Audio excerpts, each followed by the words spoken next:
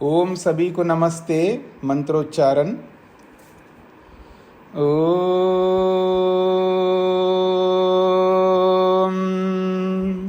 सहना भवतु सहनौ भुनक्तु सह वीर्यं करवावहै तेजस्विनावधीतमस्तु मा विद्विषावहै।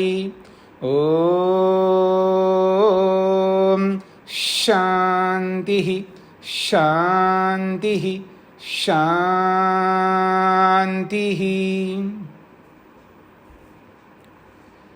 योग दर्शन की 47वीं कक्षा है। समाधिपाद के 17वें सूत्र को लेकर के विचार चल रहा है।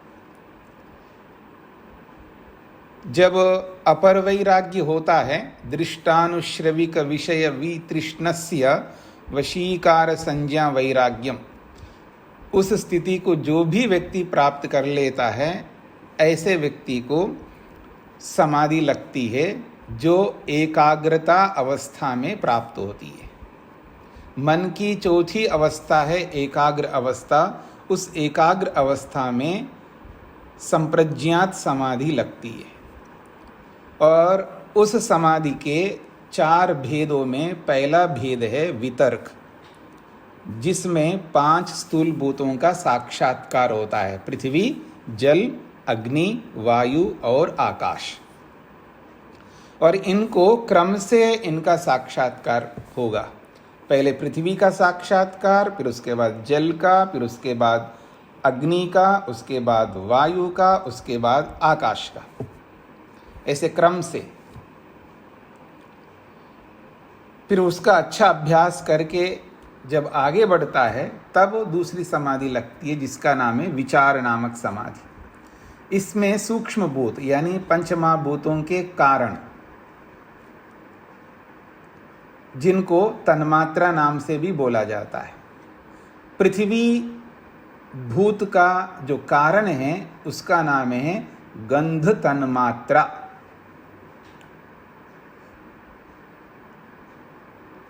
तो गंध तन्मात्रा का दर्शन साक्षात्कार करता है दूसरी समाधि में। जब गंध तन्मात्रा का साक्षात्कार ठीक से हो जाता है, उसमें परिपक्वता हो जाती है, फिर अगली समाधि यानी उसी विचार समाधि में जो अगला तत्व है, जिसका नाम है रस तन्मात्रा, जो कि जल का कारण है। तो उस रस तन्मात्रा का साक्षात्कार करने के बाद उसी प्रक्रिया से तीसरा तत्व है रूप तन्मात्रा। रूप तन्मात्रा का साक्षात्कार होता है, जो कि अग्नि का कारण है। वायु का जो कारण है चौथी तन्मात्रा, जिसको स्पर्श तन्मात्रा कहते हैं, उसका भी दर्शन कर लेता है। उसके उपरांत अंतिम सूक्ष्म भूतों में 5वां तत्व, जिसको शब्द तन्मात्रा कहते हैं, जो कि आकाश का कारण है। तो इन 5 तन्मात्राओं, इन 5 सूक्ष्म भूतों का साक्षात्कार विचार नामक समाधि में हो जाता है। तो 5 स्थूल भूत, 5 सूक्ष्म भूत, 10 पदार्थ हो गए। तीसरी समाधि है जो आनंद नामक समाधि है। इसका विशेषण दिया है आह्लाद। जब इस समाधि में समस्त जड़ पदार्थों का साक्षात्कार हो जाता है, तो वो प्रसन्न होता है व्यक्ति, इसलिए इसको आह्लाद जोड़ दिया है। और इस समाधि में एक मन, जिसका साक्षात्कार होना है, वो मन का साक्षात्कार कहो, या उससे पहले आप ज्ञानेंद्रियों कर्मेंद्रियों का साक्षात्कार कह सकते हैं। तो 5 ज्ञानेंद्रियां, 5 कर्मेंद्रियां, ये 10 इंद्रियों का साक्षात्कार इस आनंद नामक समाधि में होता है। 11वां तत्व है मन। उसका भी मन से ही मन का साक्षात्कार होता है। मन एक ऐसा साधन है, वो साधन भी है और साध्य भी है। वो स्वयं दूसरों का साक्षात्कार कराते हुए स्वयं का भी साक्षात्कार कराता है। जैसे दीपक जो है वो अन्य पदार्थों का दर्शन कराते हुए स्वयं का भी दर्शन कराता है दीपक, ठीक इसी प्रकार से मन भी एक ऐसा तत्व है जो दूसरों का साक्षात्कार कराते हुए स्वयं का भी स्वयं से साक्षात्कार कराता है। 12वां तत्व है अहंकार, जिससे आत्मा स्वयं की अनुभूति करता है। अहमस्मि, मैं हूं। ये अनुभव जिस तत्व से होता है उसका नाम अहंकार है। उस अहंकार का भी साक्षात्कार होता है। वह अहंकार मन का कारण है, इंद्रियों का कारण है और इन सूक्ष्म भूतों का भी कारण है वो अहंकार। और अहंकार का साक्षात्कार करने के बाद में महतत्व रूपी बुद्धि, जिससे आज हम सब निर्णय करते हैं,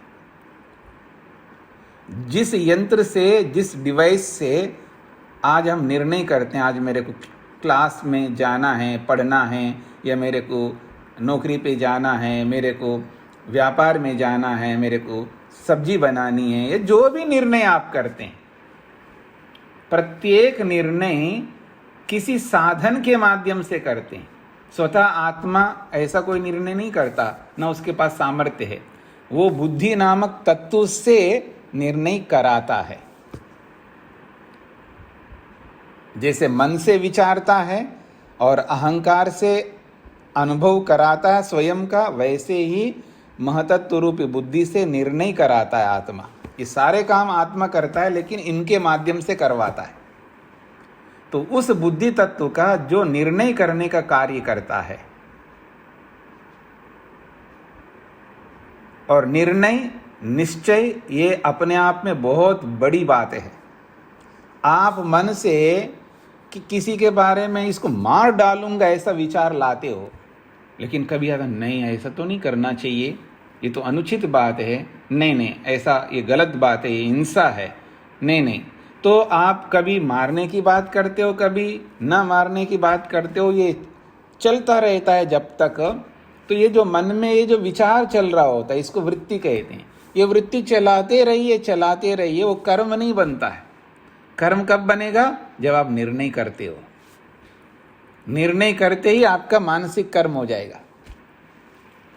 तो ये जो निर्णय है, जिस महतत्व से करते हैं, जिस बुद्धि से करते हैं, उसको महतत्व कहो, बुद्धि कहो, एक ही बात है। लेकिन ये बुद्धि, ये महतत्व अलग वस्तु है, मनरूपी बुद्धि अलग वस्तु है। मन को भी बुद्धि बोल देते हैं, पर वो अलग अर्थ में। तो यहाँ ये जो बुद्धि है, ये बुद्धि, इसलिए इसको बुद्धि बोल रहे हैं। अध्यवसायो बुद्धि, जो निर्णय करने का साधन है, उसको बुद्धि कहते हैं।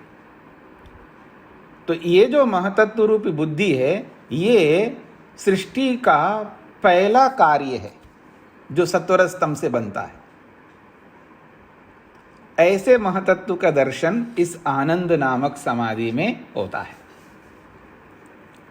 अब सारे कार्य पदार्थों का दर्शन हो गया, सारे कार्य पदार्थों का दर्शन हो गया है।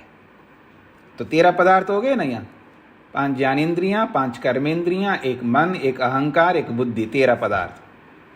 अब आइए प्रकृति, जिसको आप सत्वर स्तंभ कहते हैं। आप में से किसी ने प्रश्न भेजा है मेरे को कि स्वामी दयानंद सरस्वती जी ने 25 तत्वों का दर्शन बताया, आपने 27 कैसे बताई? अब वो जो महानुभाव जो प्रश्न भेजा है वो भी समझ लें। स्वामी दयानंद सरस्वती जी ने भी ठीक लिखा है और मैं भी ठीक बोल रहा हूं। दोनों में कोई अंतर नहीं है, समझ का फेर है।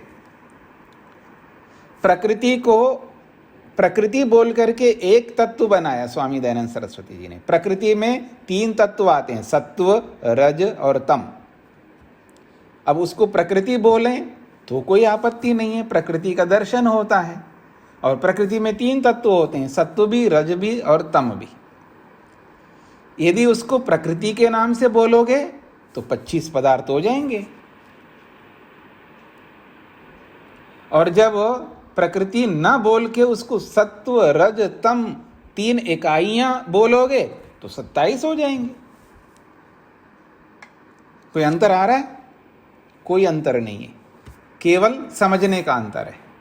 इसलिए स्वामी दयानंद ने जो लिखा है वो बिल्कुल सही लिखा है, और जो मैं यहां पर बोल रहा हूं मैं भी बिल्कुल सही बोल रहा हूं। स्पष्ट होगा? प्रकृति बोलो तो प्रकृति से आप क्या लेते हैं जी? प्रकृति से तीनों लोगे ना आप, सत्व रज तम तीनों को लोगे ना, यह प्रकृति नामक कोई चीज अलग से है कोई? इन सत्व रज तम तीनों को मिला करके सामूहिक नाम रखा है प्रकृति। तो आप प्रकृति नाम से एक तत्व मान करके गणना करो तो 25 आ जाएंगे, और प्रकृति न बोल करके सत्व रज तम बोलो तो 27 हो जाएंगे, कोई अंतर आएगा नहीं। स्पष्ट हो गया जी? तो एकात्मिका संविद अस्मिता ये चौथी समाधि है, जिसमें केवल जीवात्मा का दर्शन होता है। तो इस प्रकार से 4 समाधियां पूर्ण किया है। अब इन 4 समाधियों में जो पहली समाधि है, जिसका नाम वितर्क समाधि है, जब पहली कक्षा में बैठेगा कोई भी विद्यार्थी प्रथम कक्षा में, तो उसका जो टारगेट है, क्योंकि स्कूलिंग में 12वीं तक पढ़ना होता है ना, तो 12वीं तक की जो कक्षा है वो पहली कक्षा में विराजमान है एक प्रकार से, एम के रूप में, उद्देश्य के रूप में। यद्यपि वो कक्षा तो प्रथम कक्षा ही पढ़ रहा है, लेकिन प्रथम कक्षा के साथ साथ वो दूसरी तीसरी से लेकर के 12वीं तक जो कक्षाएं हैं वो सब टारगेट बने हुए हैं। केवल पहली कक्षा टारगेट नहीं है, पहली कक्षा के साथ वो भी लगे हुए हैं, लेकिन फोकस पहली कक्षा में, बस इतना अंतर है। अब जब पहली कक्षा पूर्ण करता है, दूसरी कक्षा में जाता है, तो पहली कक्षा हट गई, अब वो टारगेट में नहीं रहा, उस उद्देश्य में भी नहीं रहा। अब कौन सा टारगेट है? दूसरी कक्षा मुख्य रूप से, और बाकी तीसरी से लेके 12वीं तक कक्षाएं सब वहां पर रहेंगे। ऐसे एक एक को छोड़ते जाओ, फिर आगे आगे समझते जाइए। ठीक उसी बात को यहां समझाया जा रहा है। तत्र प्रथमः, जो पहली समाधि है, चतुष्टयानुगता, वो 4 समाधियों से युक्त है, यानी बाकी 3 समाधियों से युक्त है। जो पहली समाधि है तो वो प्रथम समाधि है, लेकिन वो केवल प्रथम नहीं है, चतुष्टयानुगता, बाकी तीनों समाधियों के साथ युक्त है, ऐसा कहना चाह रहा है। तो इसलिए चतुष्टयानुगतः वितर्क समाधि सवितर्क, वितर्क सहित है, अर्थात बाकी तीनों समाधियां भी वहां पर लक्ष्य के रूप में विद्यमान है, इसलिए उसको सवितर्क समाधि कहा है। तो सवितर्क का मतलब है वितर्क के जो विषय है 5 स्थूलभूत, उनके साथ साथ तन्मात्राएं भी विषय हैं, उसके साथ साथ बाकी सब जो सत्वरस्तम तक सारे विषय हैं, जीवात्मा तक सब विषय हैं, लेकिन मुख्य स्थूलभूत। द्वितीय जो दूसरी समाधि है, द्वितीय वितर्क विकलः सविचारः, तो दूसरी समाधि को यहां क्या बोला है? विचार बोला है। तो वो केवल विचार नहीं है, सविचारा यानी विचार सहित है। और वितर्क विकला, वितर्क रहित है, विकल का अर्थ होता है रहित, वितर्क रहित है और सविचार है। यानी पहली समाधि में जो वितर्क समाधि में जो विषय है उनका साक्षात्कार हो गया, दर्शन हो गया। अब वो विषय बने नहीं रहेंगे आगे, वो समाप्त हो गए, उस कक्षा को कंप्लीट कर दिया एक प्रकार से, वो वहाँ से हट जाएंगे। और सविचार नामक समाधि में तन्मात्राओं से लेकर के जीवात्मा तक सारे विषय रहेंगे, लेकिन मुख्य रूप से सूक्ष्म भूत होंगे और उन सूक्ष्म भूतों का साक्षात्कार होगा, इसलिए उसका नाम दिया है सविचार नामक समाधि। आगे बढ़िए, तृतीय, तीसरी समाधि। अब तीसरी समाधि के आते ही पहली दूसरी समाधि हट जाएंगे, पहली समाधि के दूसरी समाधि के विषय हट जाएंगे। अब तीसरी समाधि में वो सारे विषय रहेंगे, ज्ञानेन्द्रियां, कर्मेंद्रियां, मन, अहंकार, महतत्व रूपी बुद्धि, सत्वरस्तम, जीवात्मा। पर मुख्य वो 16 पदार्थ, ज्ञानेन्द्रियां, कर्मेंद्रियां, मन, अहंकार, बुद्धि, सत्व, रज, तम, ये तृतीय समाधि के विषय है।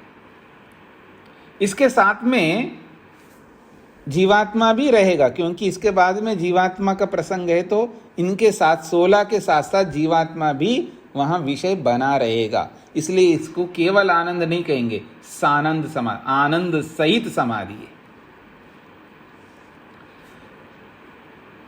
वो भी साक्षात्कार हो गया।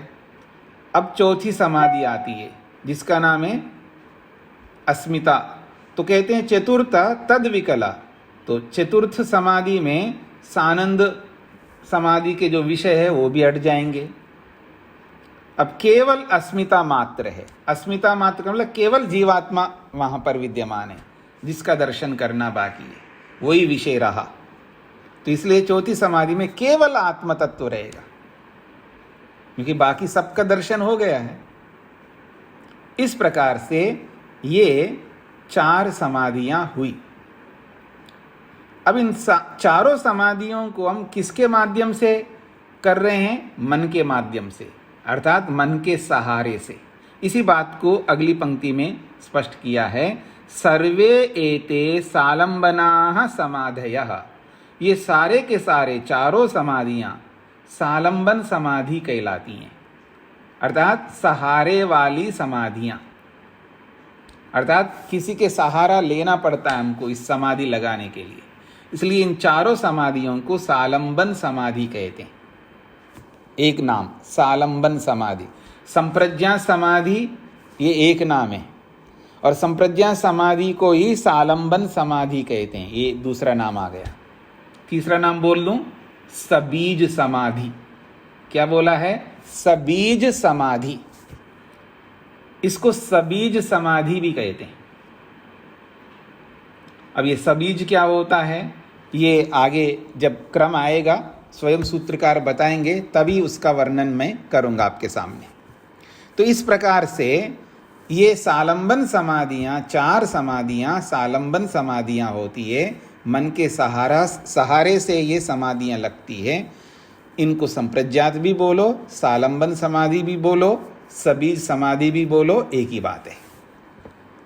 अब इन समाधियों के बारे में आपको किसी कोई प्रश्न करना हो तो कर सकते, नहीं तो हम आगे अगले सूत्र के लिए प्रस्थान करेंगे। रचना जी को क्या पूछना है? नमस्ते स्वामी जी। अभी बता रहे थे आप बुद्धि के बारे में कि जैसे हमने अभी बुद्धि से अपने हमारे मन में विचार आया कि हमें इस व्यक्ति का कुछ मतलब बुरा करना है, और झट से हमारी बुद्धि ने निर्णय लिया कि नहीं नहीं ये ठीक नहीं है। तो जो पहला विचार आया, क्या वो भी कर्म में माना जाएगा या नहीं माना जाएगा? नहीं, आपका प्रस्तुतिकरण ही गलत हो रहा है। मैंने ये ऐसा नहीं प्रस्तुत किया है। मैंने ये प्रस्तुत किया है, किसी को मारने का विचार आया है तो तुरंत दूसरा विचार आता है। बुद्धि ने निर्णय किया, ये आप बोल रहे हो, मैंने नहीं बोला। बुद्धि ने निर्णय बिल्कुल नहीं किया है, केवल विचार चल रहा है, अभी मन से मंथन चल रहा है। ये निर्णय किया ना कि पहले नहीं मारना है इसको। नहीं, आप अपनी ओर से बोल रहे हो ना, मैंने नहीं बोला ऐसा। ये आपका विचार है, ये शास्त्र का विचार नहीं है।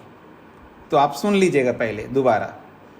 इसलिए आप लोग सुनते समय एकाग्रता से सुनेंगे तो बात बनेगी, और नहीं तो आप घर के काम भी करते रहो, फोन भी करते रहो, फोन भी देखते रहो, पानी भी पीते रहो, पता नहीं क्या क्या करते रहो, तो फिर आपका मन केवल सुनने में नहीं है, पाठ में नहीं है, और चीज़ों में भी है।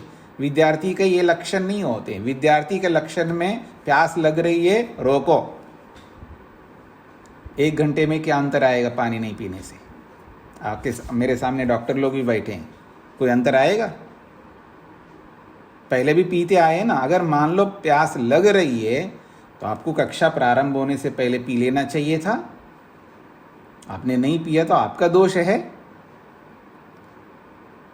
आप कक्षा में बैठ गए तो आप केवल पढ़ेंगे। प्यास लग रही तो सहन करो, उसका नाम है तपस्या, वो तप है। 1 घंटे का तप कर लो। आपकी दृष्टि इधर उधर नहीं जानी चाहिए, आपकी दृष्टि केवल विद्या में होनी चाहिए। पढ़ते समय केवल पढ़ना है आपको, और 2-2 काम 3-3 काम साथ साथ जो करने का जो अभ्यास बना रखा है आपने, वो बंद करने होंगे। एक समय एक काम, योग का यही सिद्धांत है। योग में वही व्यक्ति सफल होता है जो एक समय एक ही काम करता है। तो मैंने ये कहा था, किसी को मारने का विचार आया तो तुरंत विचार दूसरा आता है, नहीं नहीं मारना नहीं चाहिए। फिर आता, क्या फर्क पड़ता है, इतना गलत आदमी, इसको मारना ही चाहिए। फिर वो विचार आ जाता है। फिर आता है दूसरा, नहीं ठीक है गलत है तो आप क्या कर सकते हैं, सब स्वतंत्र लोग हैं। अब उसने गलत किया तो अपनी बुद्धि से गलत किया है, उसकी बुद्धि ऐसी है। हमारी जैसी बुद्धि हो तो ऐसा सोचता क्यों? फिर ऐसा विचार आता है, कभी मारूं कभी ना मारूं, ये मंथन चलता रहता है। मारूं ना मारूं, मारना चाहिए कई बार लगता है, फिर लगता है नहीं नहीं मारना चाहिए। मारना क्यों चाहिए, उसके कारण लगाता रहता है। नहीं मारना चाहिए, उसके कारण लगाता रहता है। ये विचार श्रृंखला चलती रहती है। जब तक ये चलती रहती है तब तक ये कर्म नहीं है, बस ये केवल वृत्ति है। और एक बार फिर कब तक चलाएगा, आखिर कहीं तो रोकना है ना इस विचार को। रोकता है फिर, नहीं जी, वेद दर्शन उपनिषद ऋषि महापुरुष ये सब एक ही संदेश देते हैं कि आप अन्यायपूर्वक किसी को भी दुख नहीं दे सकते, मार नहीं सकते। इसलिए मैं निर्णय करता हूँ मैं नहीं मारूंगा। अब मैं निर्णय ले चुका हूँ, तब कर्म बन जाएगा। निर्णय से पहले आप कितने विचार लाओ, मारने के ना मारने के, वो विचार मात्र हैं, वो कर्म नहीं होगा। इसलिए उसको वृत्ति कहते हैं।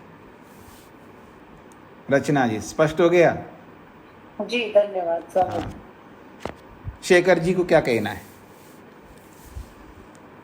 जी प्रणाम स्वामी जी। जी स्वामी जी, हमने ऐसा सुना है अभी तक कि जैसे मन के अलग अलग फंक्शन होते हैं तो उस हिसाब से उसका नाम कर देते हैं। संकल्प विकल्प में मन, संस्कार जहाँ रजिस्टर होते हैं वो चित्त, निर्णय लेता है तो उसको बुद्धि बोल देते हैं। और अहम अस्मि मैं हूँ, उसमें अहंकार उसी चित्त के मतलब मन के अलग अलग फंक्शन होने से। और अभी आपने कहा कि जो महातत्व बुद्धि है वो मन बुद्धि वाले से अलग है जी थोड़ा सा उस पर प्रकाश डालेंगे स्वामी जी? जी, ऐसा है कि सांख्य और योग दोनों समान शास्त्र माने जाते हैं।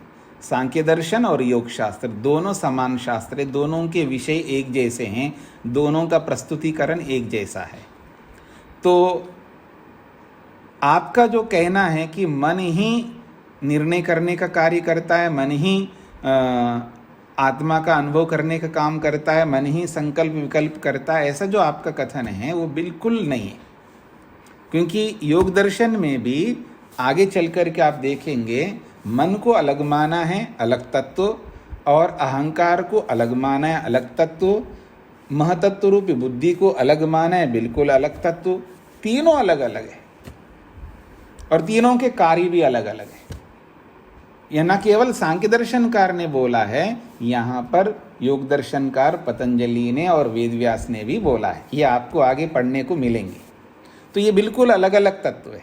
इसलिए जो मनन करना होता है, संकल्प विकल्प करना, ये मन का काम है। वृत्तियां चलाना ये मन का कार्य है। मन बहुत बड़ा काम करता है और मन का कार्य को सहयोग करने वाले अहंकार है। अहंकार आत्मा का अनुभव कराता रहता है निरंतर। अहंकार जो है उसका काम ही केवल इतना ही है, केवल आत्मा की अनुभूति कराना।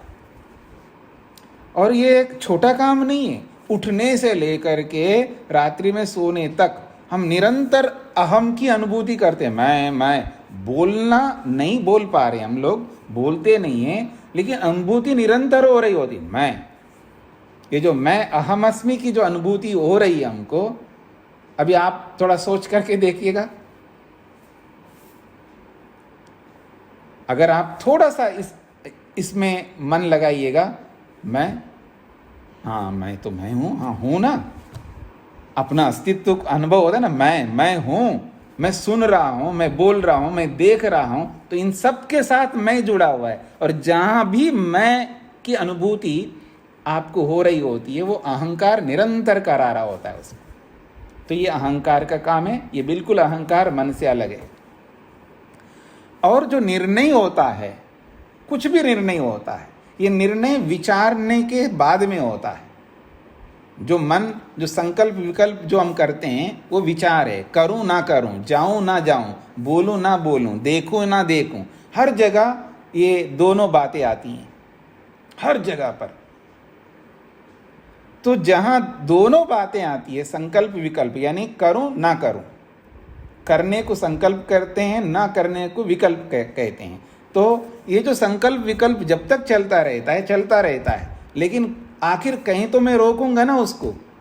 तो एक निर्णय पर उतरना चाहता हूं, तो जब निर्णय कर लेता हूं तो वो निर्णय मन नहीं करता है, ये विचार करके मन को सौंपता है, अब तू निर्णय कर, तब वो निर्णय करता नहीं, ये विषय है और यहाँ ये उचित है, ये प्रमाण है, इसको ऐसा ही करना चाहिए, ऐसा वो महतत्व निर्णय देता है।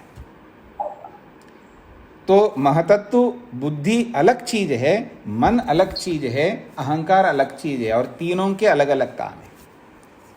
जी शेखर जी। जी स्वामी जी, तो ठीक है, वो तो चलो उसमें हम अलग अलग भी देख लेते हैं, या कोई एक ही मन के फंक्शन करता है। नहीं, एक ही, देखिए ऐसा नहीं बोले एक ही फंक्शन करता है, तो उसका हमको रेफरेंस चाहिए ना, उसका प्रमाण चाहिए हमको। ये तो हमारा कथन हो गए ना, तो उसके लिए हमको प्रमाण देना होता है। तो अगर आपको कहीं मिलता है प्रमाण कि एक ही करता है, तब उस पर हम विचार कर सकते हैं। लेकिन हमारे सामने तो प्रमाण है, मन अलग है, बुद्धि अलग है, महतत्व रूपी बुद्धि अलग है और अहंकार अलग है, ये तो प्रमाण है हमारे पास में।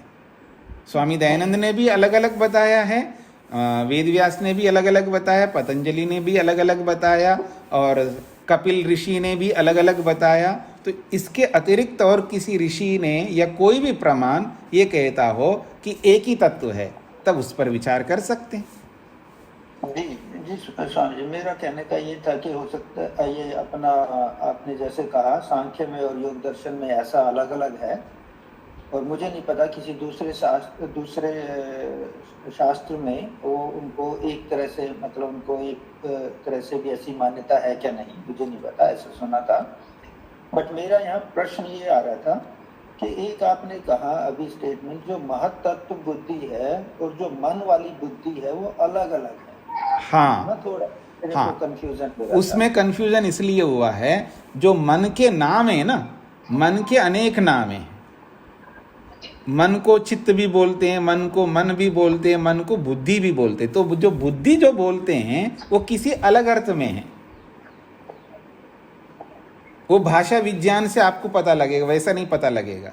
और वो भी मैंने आप लोगों को बोला था, न्याय दर्शन में भी बोला था, योग दर्शन में भी बोला था। प्रारंभ में जब दूसरा सूत्र हमने पढ़ा है तब इसका स्पष्टीकरण किया था, अब दोबारा स्पष्टीकरण करता हूं। जब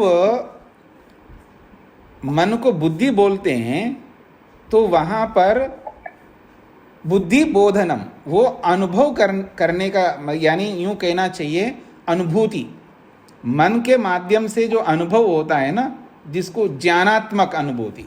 तो जब ज्ञान स्वरूप में हम देखते हैं बुद्धि को, मन को, तब वो बुद्धि बन जाता है। बुद्धि का मतलब ज्ञान, बोधनम बुद्धि, ये भाव में है।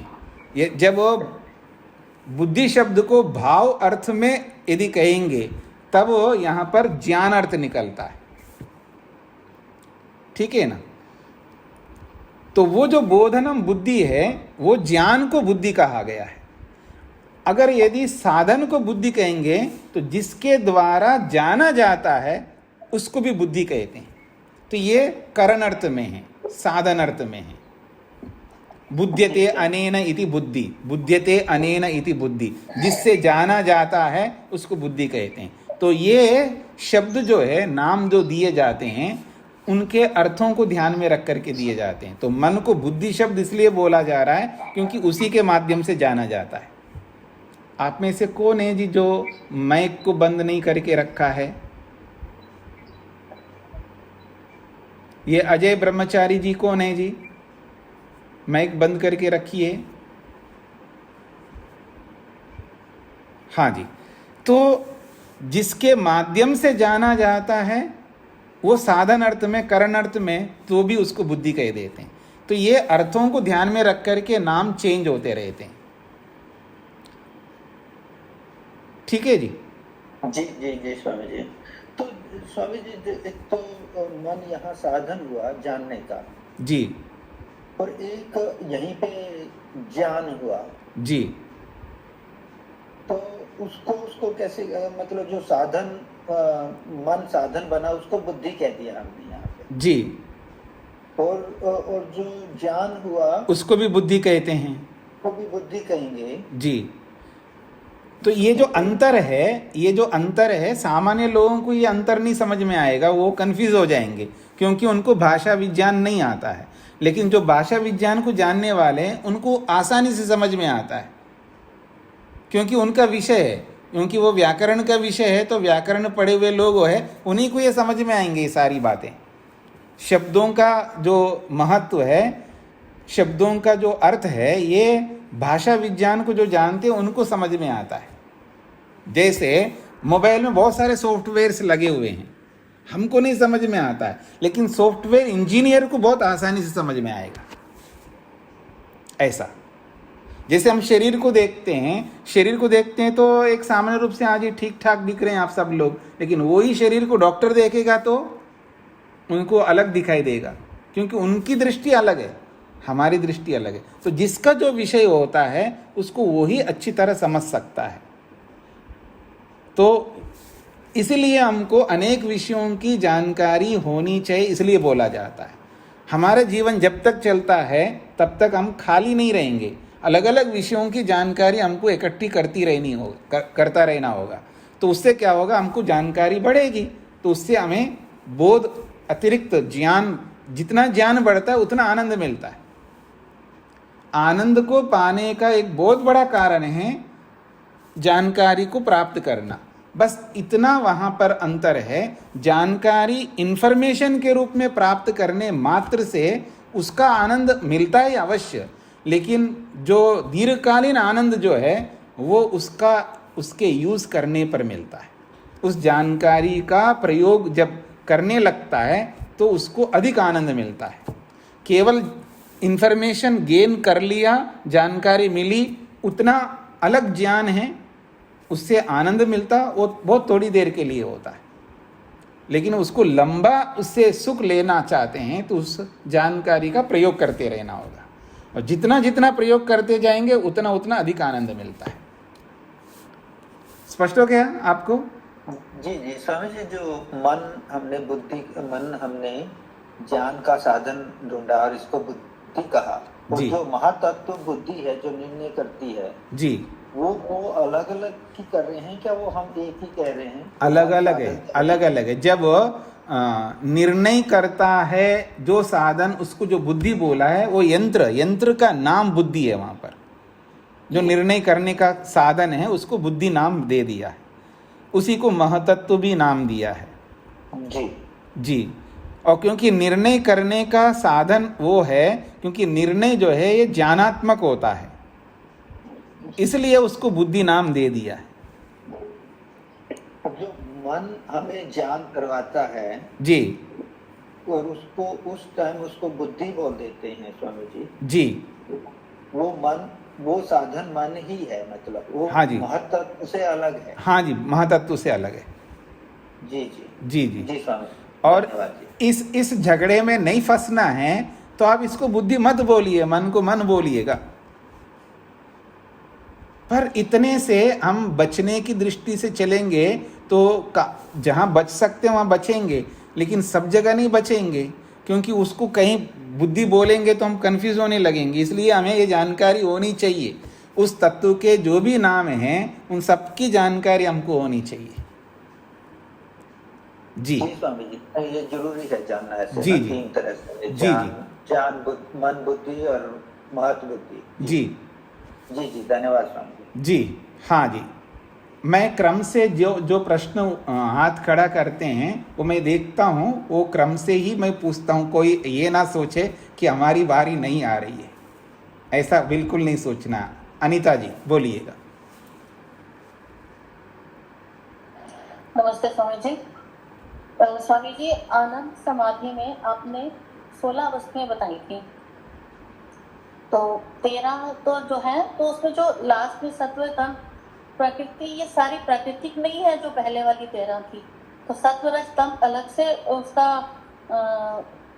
समाधि लगेगी जी? जी, क्योंकि हर वस्तु की समाधि अलग लगेगी। तो ये 13 वस्तुएं प्रकृति में नहीं आती, जड़ है ये भी, तो जो 13 वस्तुओं का बोध हो रहा है जी, मैं तत्व, बुद्धि, मन, नहीं 13 ही क्यों? जो ज्ञानेंद्रिय, नहीं, ये 13 को ले रहे हो। यूं तो आप तन्मात्राओं को भी ले लो, महाभूतों को भी ले लो, सब प्रकृति है जी। कारण के रूप में। आप एक के रूप में ये वापस लौट के आ रही वाणी, तो आपका माइक खराब है अथवा क्या है? आप माइक बंद कर लीजिएगा। जी स्वामी जी। यूं तो सबको आप प्रकृति बोल सकते हो, ये एक जाति में एक अर्थ है। जैसे मनुष्य जाति, तो मनुष्य बोलेंगे तो मनुष्य जाति मात्र को, पूरे मनुष्य समुदाय को लेंगे, लेकिन व्यक्ति जब लेंगे तो सबको एक एक को गिनना होगा। तो जब प्रकृति बोलेंगे तो वो जाति में प्रकृति से सब आ जाएंगे, यानी ये जो मैंने 26 पदार्थ बताए वो सब प्रकृति में आ जाएंगे। लेकिन केवल प्रकृति बोल करके हम इतिश्री नहीं कर सकते ना, तो एक एक को हमको समझना है। तो एक एक को जब समझेंगे तो 5 स्थूलभूत, 5 सूक्ष्मभूत, 5 ज्ञानेंद्रियाँ, 5 कर्मेंद्रियाँ, फिर एक मन, एक अहंकार, एक महतत्व रूपी बुद्धि, ये इतने पदार्थ आ जाएंगे। और बुद्धि जिससे बनती है, महतत्व जिससे बनता है, वो किससे बनता है? वो सत्व, रज, तम, ये तीनों मिलकर के सबसे पहले एक तत्व बनाते हैं जिसका नाम है महतत्व, उसी को बुद्धि कहते हैं। तो बुद्धि तक तो हमने समझ लिया, लेकिन उसके आगे उस बुद्धि का भी कारण जो सत्वरस्तम है, उनकी भी तो समाधि लगानी होगी ना, उनका भी दर्शन करना होगा, वो अलग से करना होगा। तो सत्व का अलग दर्शन होगा, रज का अलग दर्शन होगा, और तम का भी अलग दर्शन होगा। तो इस तरह हमको दर्शन करना है, तब जाकर के ये 26 पदार्थ बन रहे हैं। धन्यवाद। हाँ जी, वर्मा जी बोलिएगा, माइक हाथ हटा लीजिएगा। नमस्ते स्वामी जी। जी स्वामी जी, ये जैसे कार्य जगत में हम लोग मन सोचता है, बुद्धि निर्णय लेता, तो आत्मा जो कहती है वही कार्य हम लोग करते हैं। तो यहाँ पर मन के सहारे ही हम जीवात्मा का भी और बुद्धि का परीक्षण करेंगे, यानी उससे दर्शन करेंगे, तो ये सबसे ज्यादा सबल लग रहा है कि इसके सहारे ही हमको ज्ञान होगा, मन के सहारे। जी, यहाँ पर यही बताया है, इससे आप क्या कहना चाहते हैं? मतलब मुझे ये लग रहा है कि मन ही सशक्त हुआ यहाँ पर इस जगह पर दर्शन के लिए, साक्षात्कार के लिए। मतलब मन साधन बना है। जी, मन साधन है, लेकिन जब वो दर्शन करा देगा जीवात्मा का भी और बुद्धि का भी, तो इसका मतलब वो भी एक अपने में अहम भूमिका रखता, ज्ञान रखता है। आप ये कहना चाहते हैं प्राथमिकता मन की है? जी हाँ, तो बिल्कुल भूमिका में मैंने यही बोला था, मन, योग में हीरो मन है। जी हाँ जी, ठीक है जी। वृत्तियां जो है विलन है ये जो वृत्तियां हैं ये विलन है। जी स्वामी जी। जी जी जी, धन्यवाद स्वामी। हाँ जी। आगे अजय ब्रह्मचारी कौन है? अपना वीडियो ऑन करिएगा। यदि आपको पूछना है तो वीडियो ऑन करना होगा, नहीं तो हाथ हटा लीजिएगा। शकुंतला जी। स्वामी जी प्रणाम जी। बातचीत में जब ये समझ या समझा रहे होते हैं तो प्रकृति के लिए व्यक्त और अव्यक्त दो शब्द आते हैं जी, उनको प्लीज अगर स्पष्ट कर देंगे तो। व्यक्त का मतलब होता है प्रकट, जो दिखाई देते हैं ना, जो भी हमारी इंद्रियों से दिखाई देते हैं, उन सब को व्यक्त कहते हैं, क्योंकि ये सब प्रकट हैं, क्योंकि ये इंद्रियों से दिखाई देते हैं, इसलिए इनको व्यक्त कहते हैं। और अव्यक्त का मतलब है अप्रकट, वो प्रकट नहीं होते हैं। किनसे? इंद्रियों से। तो इंद्रियों से दिखाई नहीं देते हैं, इसलिए वो अप्रकट वस्तुएं हैं, इसलिए उनको अव्यक्त कहते हैं। तो ये व्यक्त और अव्यक्त की ये बात है। तो जो दिखाई दे रहा है हमको संसार, ये सब व्यक्त है, यानी आंखों से या बाकी इंद्रियों से सृष्टि जो है दिखाई दे रही है। अब इसके आगे जब अब समाधि में जाएंगे तो पहली समाधि से लेके अंतिम समाधि तक जितने भी पदार्थ हैं सब अव्यक्त है, ये इन इंद्रियों से प्रकट नहीं होते, इसलिए तो समाधि लगाना पड़ रहा है हमको। अगर वैसे दिखाई देता है तो मैं समाधि लगाने के लिए इतने सारे नियमों का पालन क्यों करूं? आपको कितना मुसीबत लग रहा है ना, ये सारे नियम पालन करना है। और ऊपर से वैराग्य की बात कर रहा हूं मैं, ऊपर से त्याग करने की बात कर रहा हूं। जो जो आप करना नहीं चाहते हैं वो सब यहाँ करवाने की चेष्टा कर रहा हूं मैं जी। और किसी? हाँ जी, आप बात कर लें, मैं बाद में बात कर। हाँ बोलिएगा, मेरा हो गया, आप पूछिएगा जी। तो ये सतरजतम जो है ये तो फिर अव्यक्त ही हो रहेगा ना, क्योंकि तो दिखाई देता नहीं। तो अब इसमें क्या पूछने की बात है? मैंने तो बता दिया था, जो दिखाई नहीं देते हैं इन इंद्रियों से वो सब अव्यक्त है। इसके बाद फिर आप हाँ जी, हाँ जी। और किसी को कोई प्रश्न करना है? जो समाधियां हैं, 4 प्रकार की समाधियां हैं, इनके जो विषय है, इनके बारे में किसी कुछ पूछना हो तो पूछिएगा। अब मैं आगे बढ़ूंगा तो फिर पूछना नहीं इनके बारे में, इसलिए अभी पूछ लीजिएगा जिनको जो जो पूछना है। और आप में से कुछ लोग प्रश्न नहीं कर रहे हैं तो उनको मैं क्या समझूं? उनको पूरा समझ में आ गया ये समझूं, या कुछ नहीं समझ में आता ये समझूं? क्योंकि प्रश्न कौन करता है? प्रश्न वो ही व्यक्ति करता है जिसको कुछ समझ में आता है, कुछ समझ में नहीं आता है, वही व्यक्ति प्रश्न करता है दुनिया में। चाहे कोई भी करे, मैं भी करूं या कोई भी करे, पूरी दुनिया में प्रश्न करने वाला वो होता है उसको कुछ समझ में आता है, कुछ समझ में नहीं आता है, इसलिए प्रश्न करता है। प्रश्न वो कभी नहीं करता है जिसको पूरा समझ में आता है, वो क्यों प्रश्न करेगा?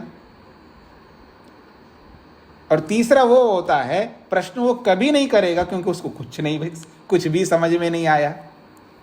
जिसको कुछ समझ में नहीं आता है वो कैसे प्रश्न करेगा? तो आप लोगों को जो प्रश्न नहीं करते हैं उनको क्या समझो? मैं ये समझूं कि आपको कुछ समझ में नहीं आया अथवा आपको सब कुछ समझ में आया। मेरे को तो नहीं लगता कि आपको सब कुछ समझ में आया, ये ऑप्शन तो नहीं है। और दूसरा विकल्प है कि आपको कुछ समझ में नहीं आया, ये मानूंगा मैं। तो आप प्रश्न न करके आप अपना परिचय ऐसा क्यों दे रहे हो कि आपको कुछ समझ में नहीं आ रहा है? क्यों जी?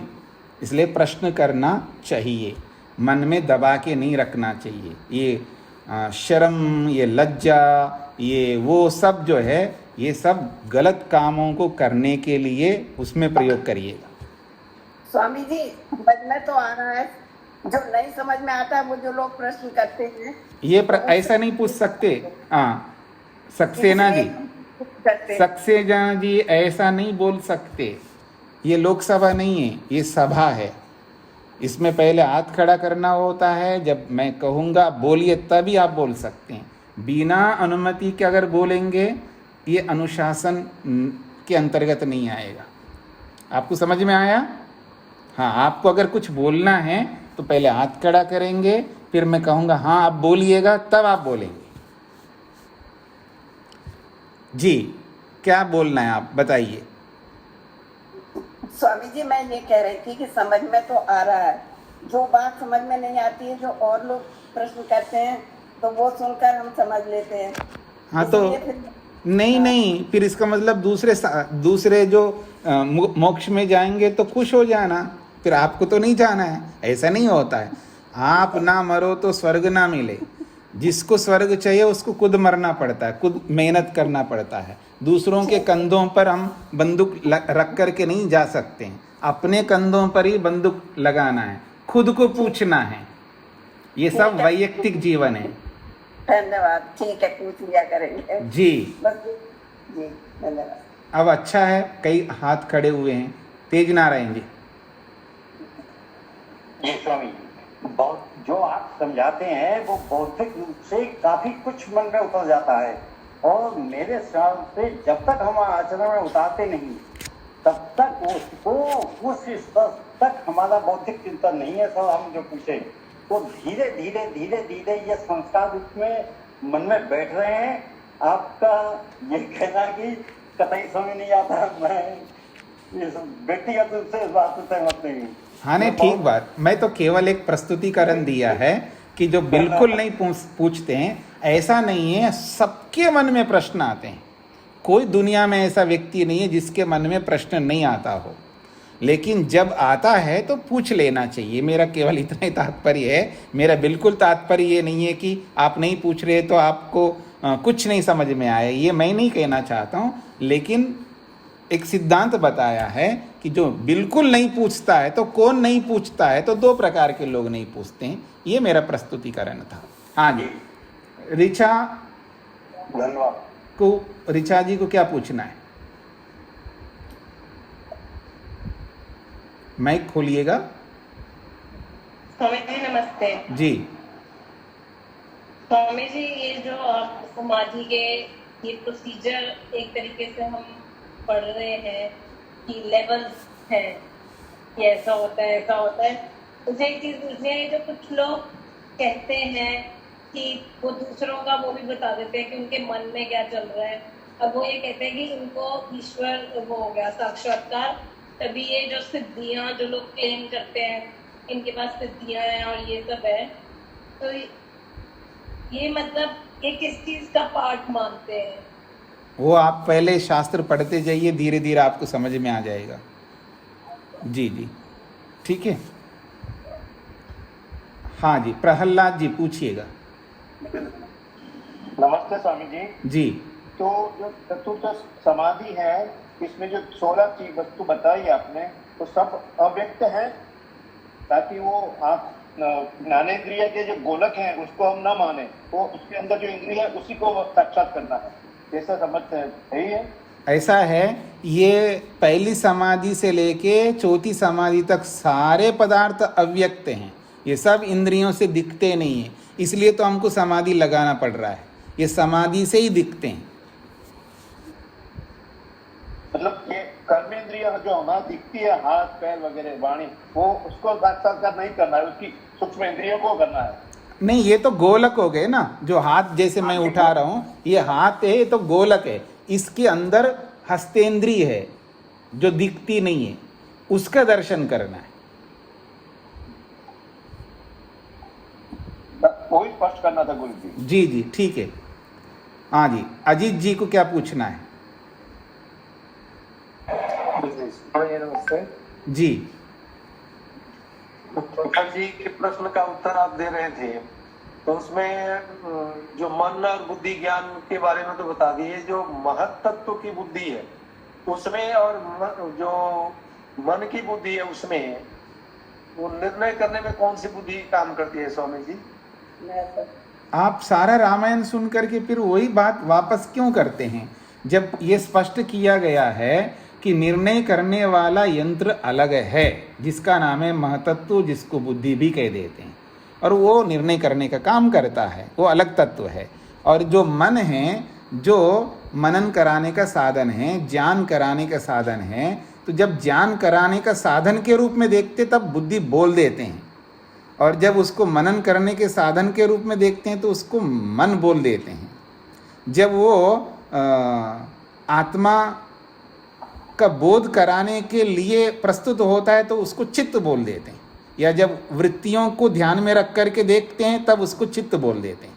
तो उसके कार्यों से उसके नाम बदल जाते हैं।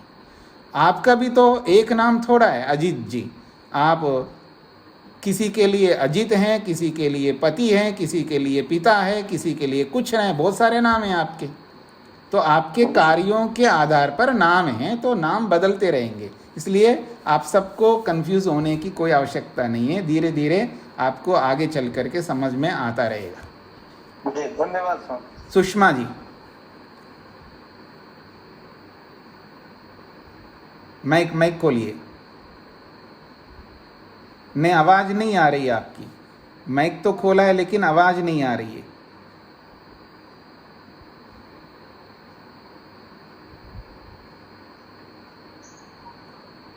नहीं आ रही है। हाँ, अब आ रही है, बोलिए। मैं ये पूछ रही थी कि आपने बताया ना कि स्वामी दयानंद ने तो 25 माने और आपने 27, तो सत्तरतम इकाई वो मुझे समझ में नहीं आया। अच्छा, ऐसा है सुषमा जी, जब समुदाय को देखेंगे तो समुदाय एक होता है, अनेक होता है। एक झुंड है, उस एक झुंड को जब देखता हूं तो एक झुंड बोलेंगे उसको या अनेक बोलेंगे? झुंड तो एक हुआ, उसमें झुंड, अनेक हुए। हाँ, झुंड के रूप में देखेंगे तो एक है और व्यक्ति के रूप में देखेंगे अनेक है। जब सत्व अलग है, रज अलग है, तम अलग है, तो ये 3 व्यक्तियां हो गए ना। जब 3 व्यक्तियों को मैं अलग से गिनूंगा तो संख्या बढ़ जाएगी, और मैं व्यक्ति को ना गिन करके समुदाय को गिनूंगा तो संख्या घट जाएगी। अब समझ में आ गया आपको? स्वामी दयानंद ने समुदाय को गिना है तो 25 बने हैं, और मैं व्यक्ति को गिना है तो 2 बढ़ गए। जी, सतीश जी को क्या पूछना है? प्रणाम स्वामी जी। जी, स्वामी जी, ये जो हमने 4 समाधियां आपसे समझी हैं, उनको जैसे वितर्क, विचार, आनंद कह करके आगे फिर जो सवितर्क, सविचार, सानंद कहा है, तो ये सविचार, सवितर्क और सानंद, ये जो है उसी समाधि के बीच में उपस्थित होने वाली अवस्थाएं हैं, या इन समाधियां अलग, इन 4 समाधियों से अलग हैं? नहीं, आप समझ नहीं पाए इसका मतलब। ये जो वितर्क समाधि कहेंगे तो वितर्क में केवल एक ही पंचमहाभूतों को ही बताया जा रहा है, और जब सवितर्क बोलेंगे तो पंचमहाभूतों के साथ साथ आगे के जितने भी साक्षात करने वाले पदार्थ है वो सब आ जाते हैं। तो उसमें स्वामी जी फिर वो अस्मिता मात्र समाधि की अवस्था जो है, उसमें सिर्फ आत्मा विषय रह जाता है। तो जब आत्मा के भी दर्शन हो जाते हैं तो फिर उसके बाद जब परमात्मा विषय फिर कैसे बनेगा वहाँ? नहीं, परमात्मा ये देखिए, संप्रज्ञात समाधि में असंप्रज्ञात कोई विषय है ही नहीं है ना। असंप्रज्ञात तो बिल्कुल अलग चीज है ना। ये तो केवल संप्रज्ञात समाधि को ही ध्यान में रख करके बातें कही जा रही है। यहाँ असंप्रज्ञात, पहले सुन लीजिएगा। जब हमारे सामने एक ही चीज है संप्रज्ञात समाधि, असंप्रज्ञात समाधि तो है ही नहीं हमारे सामने, तो केवल संप्रज्ञात समाधि को ही विषय बना करके बताया जाएगा, तो वहां असंप्रज्ञात आएगा नहीं। ठीक है, तो जब संप्रज्ञात विषय हमारे सामने है तो संप्रज्ञात में 4 विषय हो गए, 4 समाधियां हैं। तो जब पहली समाधि को सामने रखेंगे तो बाकी 3 समाधियां भी वहां पर विद्यमान रहेंगे, उसको आप नजरअंदाज नहीं कर सकते। उसको स्वामी जी उनका दर्शन करते करते जब अस्मिता मात्र की अवस्था में जब पहुंचते हैं, जब सिर्फ आत्मा सिर्फ विषय रह जाता है, तो जब आत्म दर्शन भी जब हो जाता है तो फिर आत्म दर्शन होने के पश्चात उसको हम कौन सी अवस्था, कौन सी समाधि की अवस्था माने? ये अस्मिता नामक समाधि कहेंगे ना उसको। वो अस्मिता मात्र है केवल, उसमें कोई और विषय नहीं रहेंगे। पिछले विषय समाप्त हो गए ना, वो पिछले विषय तो नहीं रह सकते उसमें। आगे कोई विषय ही नहीं है, तो केवल आत्मा ही विषय, इसलिए अस्मिता मात्र कहते हैं उसको। स्पष्ट हो गया? धन्यवाद स्वामी जी। प्रतिभा जी।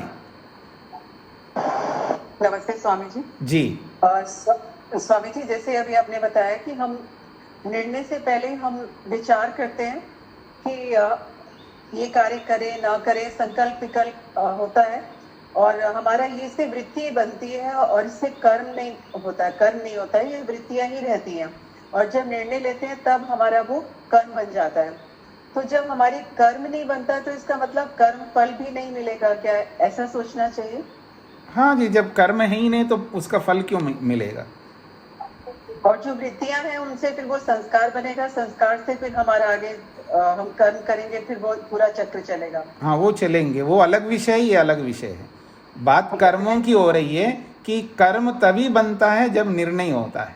निर्णय से पहले वो वृत्ति मात्र है, चाहे वो 1 घंटे की वृत्ति हो चाहे पूरे दिन की वृत्ति हो, वृत्ति वृत्ति रहेगी। जब तक निर्णय नहीं करोगे तब तक वो कर्म नहीं बनेगा। जी, गायत्री जी।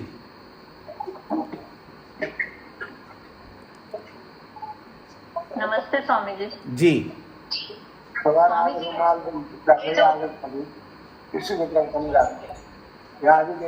प्रेम सागर जी माइक बंद करके रखिएगा। स्वामी जी, वितर्क समाधि आदि जैसे अलग अलग 4 समाधियां संप्रजात समाधि में लगती हैं। हाँ, तो गायत्री जी एक बार रुकिए, गायत्री जी एक बार रुकिए। प्रेम सागर जी माइक बंद करिए। देखिए,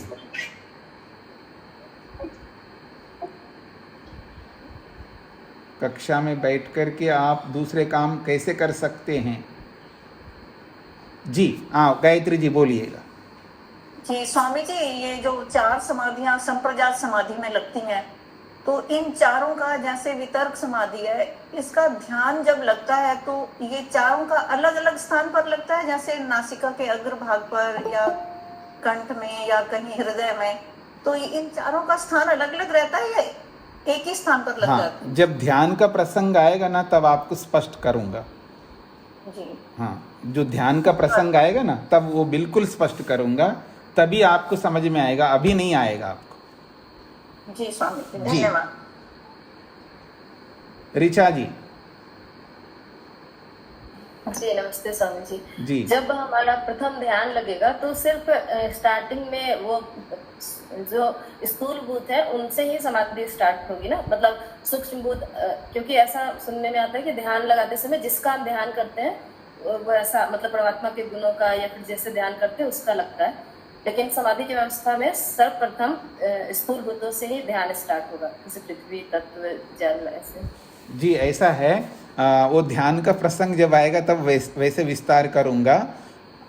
परमात्मा का आप ध्यान कर रहे हैं तो ध्यान परमात्मा का हो रहा है तो प्रकृति यानी स्थूल भूतों का दर्शन होगा, ऐसा बिल्कुल नहीं होगा। परमात्मा का ध्यान अलग है और इनकी समाधियां अलग है। तो अगर समाधि लगती है तो पहले ध्यान होता है और वो ध्यान पृथ्वी का ही ध्यान होगा। अभी आप मतलब हम लोग पहले सुन लीजिएगा पूरी बात। आपका प्रश्न मैंने समझ लिया, आप क्या कहना चाहते हैं।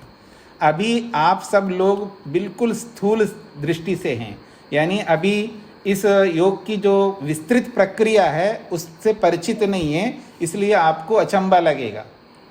लेकिन वास्तविकता ये है, अगर आप समाधि लगा रहे हो पंचमा भूतों की, तो ये समाधि कब लगती है? इससे पहले ध्यान करना होता है। तो ध्यान किसका होगा? पंचमा भूतों का होगा। समझ में आ गया आपको? हाँ, तो ये प्रक्रिया जब ध्यान का विषय आएगा तब मैं विस्तार से आपके सामने रखूंगा, आपको आसानी से सरलता से समझ में आएगा। अभी इसको नहीं खोलिएगा, नहीं तो कंफ्यूज हो जाएंगे बहुत सारे लोग। ठीक है? क्योंकि ध्यान हमें तो ये परमात्मा का ध्यान करना चाहिए, बिल्कुल परमात्मा का ध्यान करना चाहिए, मुख्य विषय है। लेकिन समाधि अगर किसी की लगानी है हमको तो उसका ही ध्यान होगा। ध्यान ईश्वर का होगा और समाधि लगेगी किसी और का। ऐसा योग के क्षेत्र में ऐसा कोई नहीं होता है। इसलिए इस पूरे योग को ठीक से यथार्थ रूप में समझने की ही केवल आवश्यकता है। अभी स्टार्टिंग टाइम में तो स्वामी जी हम लोग ईश्वर का ही ध्यान करने नहीं, देखिए ईश्वर का ध्यान अलग से करना है आपको। और जब समाधि लगानी है तो पहले वो समाधि लगाने की स्थिति तो लाना है हमको। वो अभी आप ये नहीं कर सकते आप पृथ्वी का ध्यान लगाएं, आप लगाओगे गलत हो जाएगा आपका, नहीं लगा सकते ना। आपको जानकारी है, बिना जानकारी के आप गाड़ी नहीं चला सकते ना। पहले सीखो आप गाड़ी चलाना, गाड़ी चलाना सीखे ना और गाड़ी चलाने लग जाए तो ये नहीं हो सकता। तो इसलिए अभी आपको जितनी जानकारी है उतनी जानकारी में आप परमात्मा का ध्यान ही करिएगा। जब आपकी स्थिति आ जाएगी, जब समाधि लगाने की स्थिति आ जाएगी, कब आएगी? जब बहुत ज़्यादा आप योगाभ्यास करेंगे और जब वहाँ तक पहुँचेंगे, बीच में नहीं बोलिएगा। जब उस पूरा योगाभ्यास को अच्छी तरह विस्तार से आप करेंगे तो आप क्या करेंगे, अलग से परमात्मा का ध्यान करेंगे, वो अलग रहेगा। और फिर वो हो गया आपका, फिर इसके लिए अलग से मेहनत करेंगे, पंचमहाभूतों के लिए, फिर इसके लिए अलग मेहनत करेंगे, तो इसके लिए भी अलग ध्यान करेंगे। और वो ध्यान इसी का करेंगे, जिसका दर्शन करना उसी का ध्यान होगा। ये नियम आपको आगे जब योग के 8 अंगों को समझेंगे ना हम लोग, तब आपको स्पष्ट होगा। उसी के लिए रखिएगा, अभी नहीं पूछेगा इसके बारे में, ठीक है। तो बाकियों के जो प्रश्न हैं वो हम आगे देखेंगे। समय आपका पूरा हो गया है, इसको यहीं पर विराम देते हैं। ओम शांति शांति शांति।